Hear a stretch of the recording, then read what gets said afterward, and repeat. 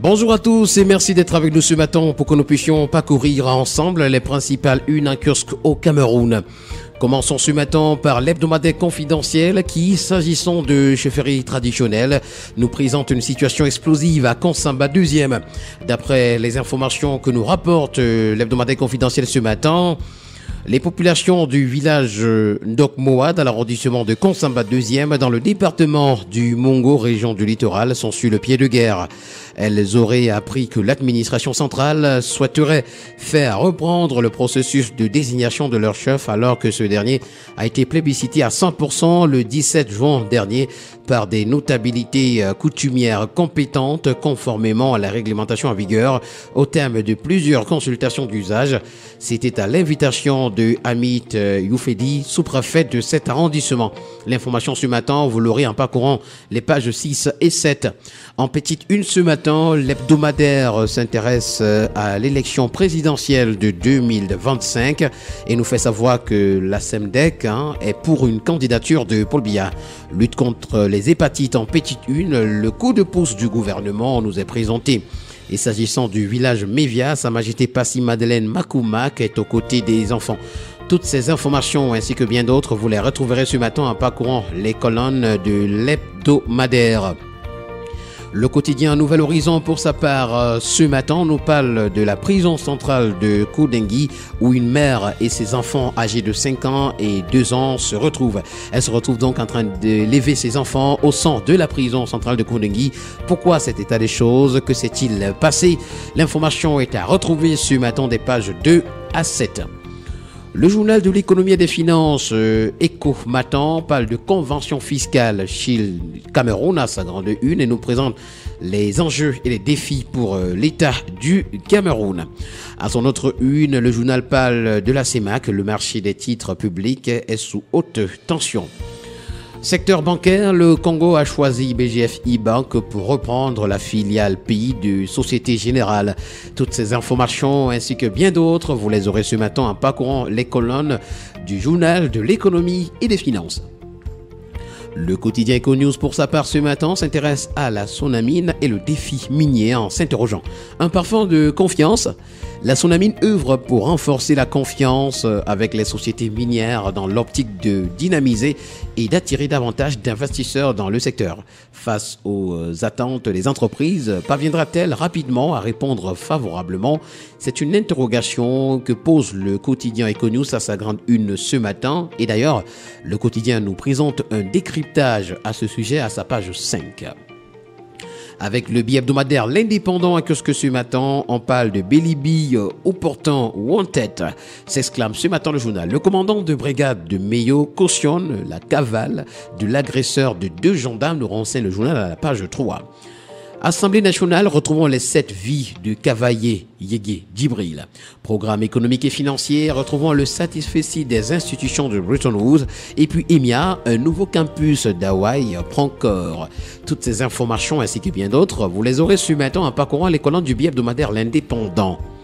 Le tri hebdomadaire Le Soir, pour sa part, s'intéresse à la tournée politique du secrétaire général du comité central du RDPC, Jean Kueté. Le Sud en rang serré et fortement mobilisé est le titre que nous présente le journal.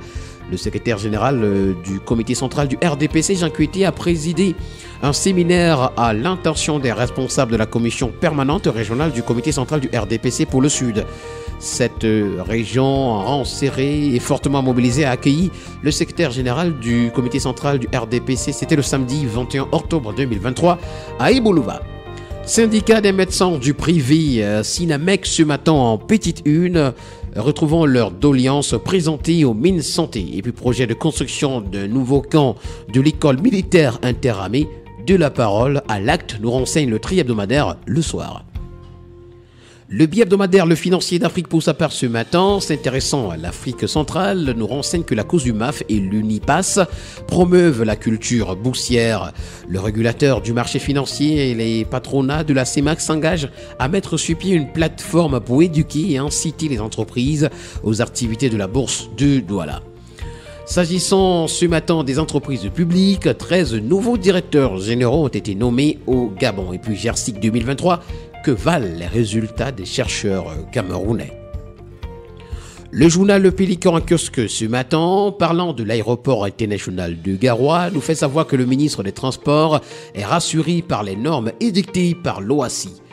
Pour la tribune des communautés, le journal Intégration en parle de l'armée française qui, chassée du Niger, est en errance au Tchad et au Cameroun. Afrique centrale, la CEEAC au miroir de ses 40 ans. C'est à retrouver ce matin dans les colonnes du journal Intégration. Le quotidien Le Jour, pour sa part, a choisi ce matin de donner la parole à Albert François Amichia. Nous avons été séduits par le modèle du Cameroun. Le président du comité d'organisation de la CAN, COCAN Total Énergie Côte d'Ivoire 2023, parle du niveau de préparation à 90 jours du match. C'est à retrouver ce matin dans les colonnes du journal. Parlant de siège, le pari réussi de l'Agence de régulation des télécommunications nous est présenté également en petite une. Et puis FIAC 2023, le site prend corps. Le quotidien Mutation, pour sa part, parle de la FICA Foot et nous présente la guerre des audios. D'après le quotidien ce matin, des enregistrements attribués à des acteurs connus du football camerounais circulent depuis quelque temps sur les réseaux sociaux, révélant des actes de corruption et d'interminables batailles rongées. L'information ce matin, vous l'aurez à la page 11. Malgouvernance en petite une, Yondo Black écrit à Paul Biya. C'est à retrouver ce matin en page 9. Et puis Zone Tax Koudou, le retour sur scène. Le quotidien national bilingue Cameroun Tribune, pour sa part ce matin, parle de l'agence de régulation des télécommunications et titres à bonne enseigne. D'après le quotidien à capitaux publics, le Premier ministre chef du gouvernement, Joseph Dione Ngouté, a inauguré officiellement vendredi dernier l'immeuble siège au boulevard du 20 mai. Occupé depuis avril 2022, l'édifice moderne dénommé Immeuble Platinum offre au personnel toutes les commodités nécessaires à l'attente des missions dévolues à l'agence afin de s'assurer que les consommateurs disposent d'une meilleure qualité de service de la part des différents opérateurs du secteur. L'information ce matin est à retrouver des pages 2 à 3. Le quotidien Infomaton en parle également ce matin lorsqu'il titre « 2 sous-sols, un rez-de-chaussée, 8 étages, cahier de charges respecté ». Avec une impressionnante galerie à sa devanture, l'immeuble inauguré le 20 octobre par le Premier ministre Joseph Dione Ngouté, représentant le chef de l'État, est un bijou architectonique qui, en plus d'embellir la capitale, offre de meilleures conditions de travail au personnel.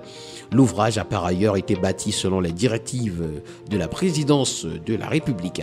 L'information ce matin est à retrouver en page 3. Le quotidien L'Info à chaud en parle également ce matin lorsqu'il titre « Inauguration de l'immeuble siège de l'ART, le Bel Art ». L'information est à retrouver des pages 2 à 4.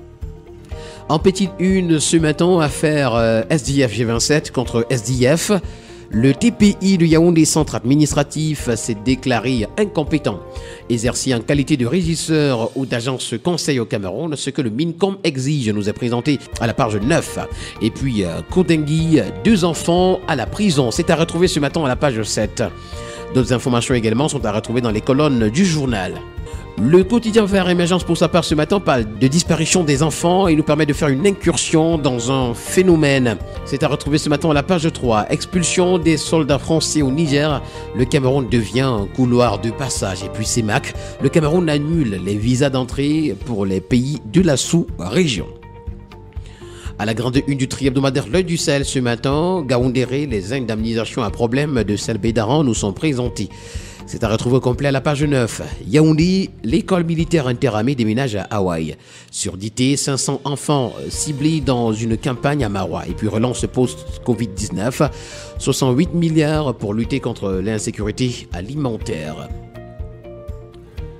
Le premier news magazine camerounais Défi Actuel ce matin qui parle d'énergie nous renseigne que Eneo a investi 320 milliards de francs CFA en 9 ans. Quoique perturbée par le déséquilibre financier du secteur, l'entreprise indique dans son rapport annuel 2022 avoir mobilisé ce montant entre 2014 et 2022, soit 73 milliards l'année dernière. Pour la voix du centre ce matin, on parle d'immigration. Le Cameroun annonce l'exemption de visa pour les ressortissants CEMAC. Le quotidien, de parler d'approvisionnement du marché en riz et de faire comprendre que le ministre du Commerce met en garde les importateurs véreux. Lutte contre la vie chère également ce matin, c'est à la grande une du journal Le Drapeau. Le Mine-Commerce monte au créneau. Le ministre du Commerce, Luc Magloire-Baga-Tangana, a pris l'initiative d'adresser des courriers séparés au syndicat des boulangers, à l'association des producteurs de ciment, ainsi qu'à l'interprofession avicole du Cameroun les 17 et 19 octobre dernier. Dans ces lettres, il exhorte les acteurs de ces filières à effectuer des réductions significatives des prix du poulet, des œufs, du pain et du ciment. L'information ce matin est à retrouver en page 8. Le quotidien L'économie pour sa part, justement s'agissant d'immeubles ou d'entreprises, nous renseigne que l'immeuble siège de la RT a été inauguré. Le quotidien de la santé, Éco-Santé, ce matin parle de l'effective réussite de la couverture santé universelle phase 1 dans la région de l'Est. Les populations expriment leur gratitude au chef de l'État. Et puis lutte contre l'hépatite C, le projet Hépatite C Self-Testing Africa Initiative a été lancé. My Hospital est un kiosque ce matin, la vitrine des hôpitaux qui parle du prix africain du leadership en santé. Nous renseigne que Chantal Biya est gratifiée pour ses œuvres sanitaires, sociales et humanitaires. La même information est relayée par Santé Nature Info qui indique que Chantal Biya est reconnue de par ses œuvres. Mesdames et messieurs, merci d'avoir suivi cette autre édition de la Revue de la Presse ce matin. Rendez-vous demain pour une nouvelle édition.